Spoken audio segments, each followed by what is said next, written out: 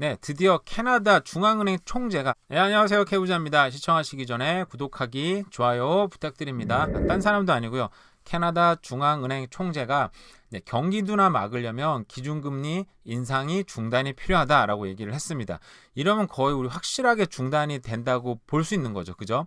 근데 많은 기관들이 예측하기를 연내 금리 인하도 시작되지 않을까 막 얘기를 했는데, 근데 연내 금리 인하는 시기상조다라고 얘기를 했다고 합니다. 근데 정말 다른 기관에서 막 얘기하는 게 아니라 이거는 은행 총재가, 중앙은행 총재가 얘기하는 거가 올해는 확실히 금리 인상은 이제 멈췄다고 보는 게 맞겠죠. 그죠? 그리고 6.3%에서 떨어지긴 했는데 이게 앞으로 올해 중반쯤에는 인플레가 보이시나요? 예, 여기 3%대로 떨어질 것 같다. 옛날에 우리가 기준 인플레이션이 목표는 2%인데요.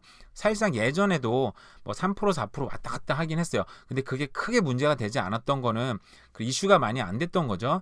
근데 어쨌든 올해 중반에는 그래도 3% 가까이 떨어질 것 같다라고 얘기를 했기 때문에 아마 금리 자체도 멈추지만 물가도 차차차차 떨어져서 어느 정도 안정화 단계에 들었을 것 같다 얘기를 하는 거죠.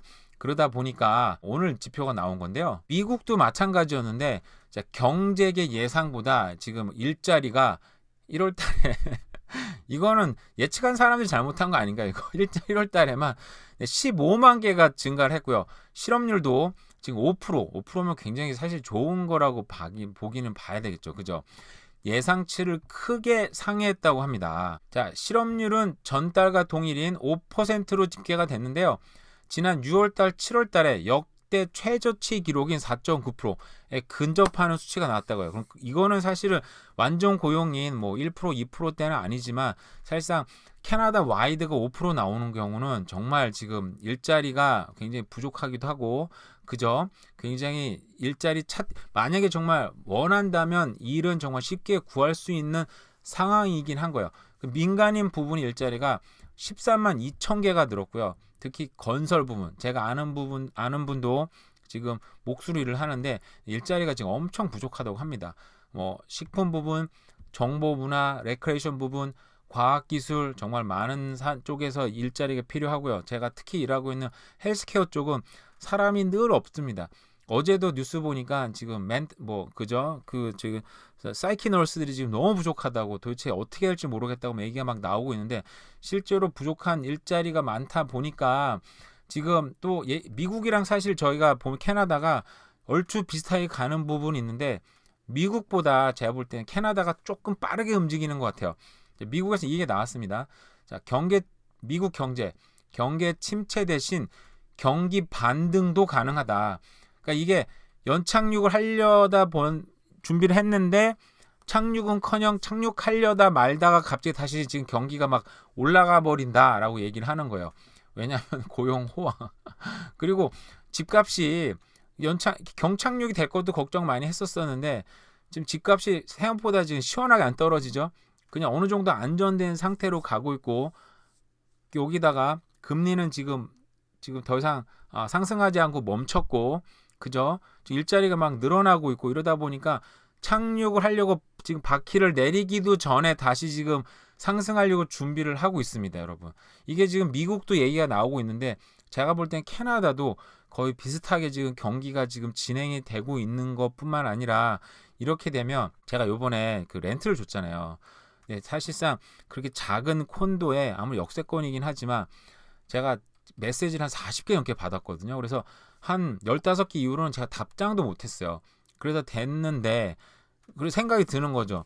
야, 지금 2,000불 넘게 방 하나, 거기서 제가 낸 거에 방 하나만 더 생기면 렌트가 2,100, 2,200불 넘어갑니다, 사실은. 근데 그 정도 렌트를 낼 거면은 차라리 집을 사는 게 낫지 않나? 라는 생각도 사실 많이 드는 거죠. 그러니까 이 집을 정말 렌트를 못 하다 보니까 첫 구매하는 사람들은 차라리 집을 사는 게 나을 수도 있어요. 그렇게 되면은 어떻게 보면 다시 저가 시장부터 집안 어떤 부동산 시장이 약간 좀 활성화가 이루어지면서 경기가 좀 집값도 어느 정도 좀 안정화되지 않을까. 그게 어떻게 보면 여름 이후로 될 수 있는데, 그러고 보면 뭐 지금 뭐 TD나 다른 뭐 RBC에서 나온 보고서 보면 올 봄 이후부터는 2분기 이후로는 집값이 좀 안정화될 거다. 차츰차츰 오를 거다라는 예측도 있었잖아요. 그죠? 제가 직접 경험해본 시장도 그 가능하지 않을까라는 생각이 좀 들기는 들었습니다. 뭐 여러 가지 이유, 아까 우리 말씀드린 대로 이제 금리가 다른 사람도 아니고 맥클램 캐나다 중앙은행 총재가 더 이상 금리 인상 안 한다고 얘기를 했고요. 그러고 일자리는 15만 개. 이건 예측한 사람이 잘못한 것 같아요. 어쨌든 15만 개가 또 빡 증가가 했고요. 그죠? 그리고 미국에서는 또 이 경기 침체는커녕 지금 다시 또 경기 호황이 아니래. 뭐라고 표현했죠, 지금? 오히려 경제 성장이 좀 예측이 되고 있다라는 얘기도 나오고 있습니다. 이런 세 가지를 종합해서 볼 때 캐나다도 어느 정도 비슷하게 가지 않을까. 이게 연착륙보다는 다시 또 경제 상승과 함께 일어나는 부동산 가격 상승이 저희 희망과 함께 이루어지지 않을까라는 생각을 좀 해봤는데요. 어쨌든 이런 것도 한번 고려를 해보시고 앞으로 또 부동산을 구매를 할지 또 고민하시는 분들은 이런 부분도 생각을 하시면 것 같습니다. 오늘 하루가 많이 남았습니다. 좋은 하루 보내시기 바랍니다. 네, 감사합니다.